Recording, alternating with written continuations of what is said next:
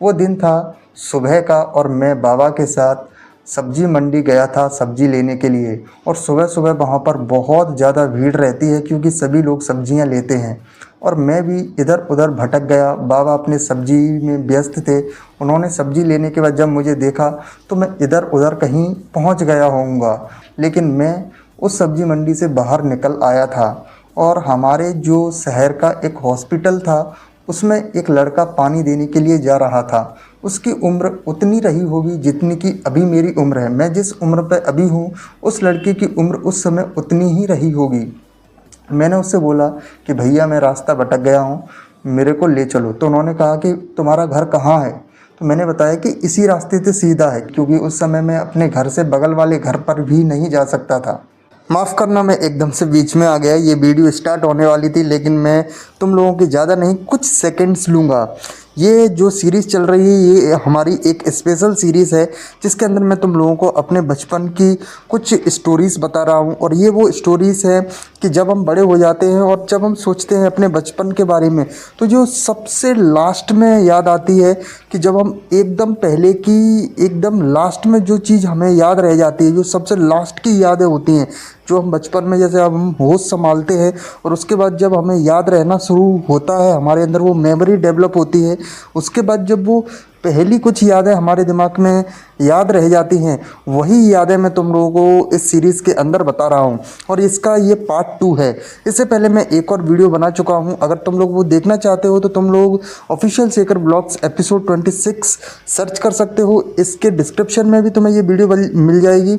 और इस वीडियो के लास्ट में जब तुम जाओगे तो प्लेलिस्ट के अंदर भी वो वीडियो ऐड है, तो वहाँ पर भी जाकर तुम लोग देख सकते हो। और हमेशा की तरह मुझे तुम लोगों से एक बहुत इंपॉर्टेंट बात करनी है जो कि मैं इस वीडियो के लास्ट में तुम लोगों से करूँगा। तो अभी इस वीडियो को देखो और एंजॉय करो। मिलते हैं लास्ट के अंदर।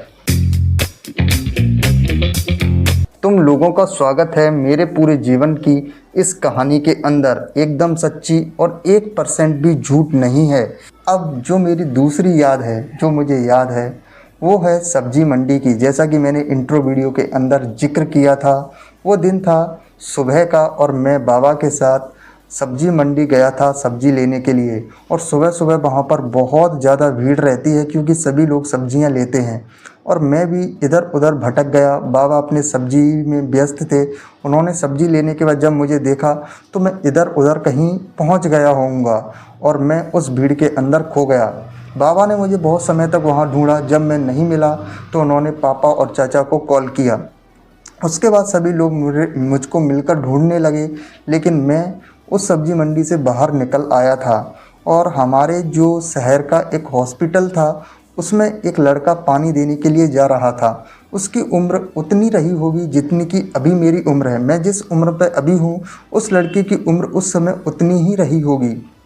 मैंने उससे बोला कि भैया मैं रास्ता भटक गया हूँ, मेरे को ले चलो। तो उन्होंने कहा कि तुम्हारा घर कहाँ है? तो मैंने बताया कि इसी रास्ते से सीधा है, क्योंकि मुझे इतना तो याद था कि मतलब मैं इसी रास्ते से बाबा के साथ आया हूँ। तो मैंने कहा कि मेरा घर इसी रास्ते पे है। वो लड़का अच्छा था, वो भैया अच्छे थे, तो वो मेरे को अपने साथ हाथ में जग पकड़े हुए थे, लेकर चले गए। धीरे धीरे मैं अपने घर की तरफ बढ़ रहा था। गोल चक्कर आया, यानी कि हमारे शहर के बीचों बीच में एक गोल चक्कर था, वो आया तो मेरे को थोड़ी तसल्ली मिली कि हाँ सही डायरेक्शन में जा रहे हैं। फिर चलते चलते चलते चलते मुझे वो पेड़ दिख गए जो मेरे घर के पास लगे हुए थे। यानी कि हमारे घर के पास बड़े बड़े नीम और शीशम के 4-5 पेड़ एक साथ लाइन में लगे हुए थे, शायद उससे ज़्यादा भी।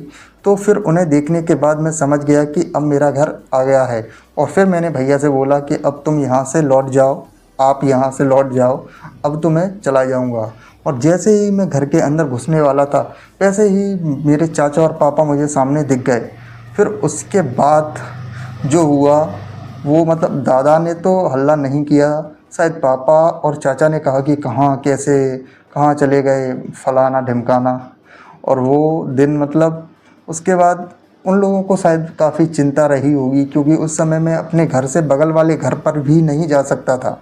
अगर तुम लोग पहली बार मेरी इन वीडियोस को देख रहे हो और तुम लोगों को मेरे 45 डेज़ के चैलेंज के बारे में नहीं पता तो इस वीडियो को लास्ट तक ज़रूर देखना। लेकिन अगर तुम लोग पहले से मेरी वीडियोस को देख चुके हो और मेरे इस चैनल से जुड़े हुए हो तो तुम लोग इस वीडियो को यहाँ बंद कर सकते हो, क्योंकि मैं तुम लोगों को बताने वाला हूँ अपने 45 डेज़ चैलेंज के बारे में, जिसके अंदर तुम लोगों को पता होगा कि एक फैमिली बिजनेस लॉस के कारण हमने अपने सारे घर, पैसे, गाड़ी और एक एक इंच ज़मीन खो दी। और खो दिया मैंने अपने दादाजी को, क्योंकि वो ये सारी चीज़ें सहन नहीं कर पाए। और उसके बाद मैं और मेरी फैमिली अपने उस शहर से निकल आए जिसमें हम कई सालों से रह रहे थे और किसी दूसरे शहर के अंदर इस किराए के घर में रहने लगे, जहाँ पर 2 महीने डिप्रेशन में रहने के बाद मैंने ये यूट्यूब चैनल स्टार्ट किया और हमने एक चैलेंज स्टार्ट किया जिसके अंदर दिवाली से पहले पहले, यानी कि दिवाली 20 अक्टूबर की है, तो अक्टूबर महीने के 15 दिन और नवंबर महीने के 30 दिन यानी कि टोटल 45 डेज़ के अंदर इतने व्यूअर्स और सब्सक्राइबर इकट्ठे कर सकें जिससे कि हम दिवाली से पहले इस चैनल को मोनेटाइज करके ज़्यादा नहीं 10 से 15 हज़ार कमा सकें, जिससे कि हम यहाँ से निकलने की जुगाड़ करें और इंदौर जा सकें और वहाँ पर जाकर एक बिजनेस स्टार्ट कर सकें। क्योंकि इस चैनल से मेरी कुछ ज़्यादा एक्सपेक्टेशंस नहीं है, मुझे सिर्फ इस चैनल से 10 से 15 हज़ार रुपये कमाने हैं। और फिर उसके बाद मैं तुम लोगों के लिए डेली वीडियोस बनाऊंगा और उसमें बताऊंगा कि अगले 3 साल के अंदर किस तरीके से एक लड़का इस किराए के घर और कमरे से निकलकर 1 करोड़ों की कंपनी बनाता है। और तुम लोग डेली मेरी इस जर्नी को देखोगे, तो इस जर्नी को फॉलो करने के लिए इस चैनल को सब्सक्राइब कर लो, जिससे कि ये वीडियोस तुम लोगों की फीड में ऑटोमेटिकली आ जाए और तुम्हें टेंशन लेने की ज़रूरत ना पड़े। और हर दिन सुबह 8 बजे तुम लोग मेरी इस जर्नी को देख सको और मोटिवेट हो सको कि किस तरीके से ये लड़का काम कर रहा है। अब मैं तुम लोगों से मिलता हूँ नेक्स्ट एपिसोड के अंदर।